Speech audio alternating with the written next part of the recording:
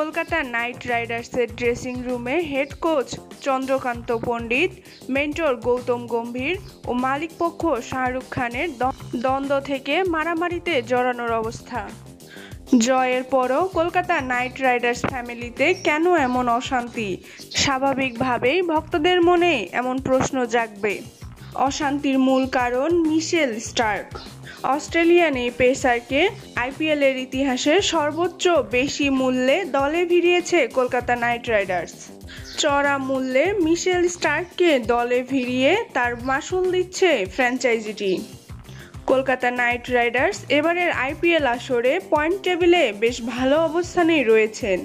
7টি ম্যাচে 5টিতেই জিতেছেন তারা, কিন্তু তার একটাতেও ভালো পারফরমেন্স করতে পারেনি মিচেল স্টার্ক। আজকের ম্যাচটাও হাতছাড়া হয়ে যাচ্ছিল কেকেআরের। রয়্যাল চ্যালেঞ্জার্স বেঙ্গালুরুর বিপক্ষে শেষ ওভারে হাঁটতে বসেছিল Kolkata night Riders. Royal Challengers বেঙ্গালুরুর প্রয়োজন ছিল 20 রান, আর সেখানে 19 রান দিয়ে বসেন মিচেল স্টার্ক। 3 ওভার বোলিং করে 55 রান দিয়েছেন এই পেসার। 24,75,00,000 রুপি। মিচেল স্টার্কের কাছ থেকে এমন পারফরমেন্স আশা করেনি কলকাতা নাইট রাইডার্স। আর যেটাই মূলত দ্বন্দ্বের সৃষ্টি করেছেন তাদের মধ্যে।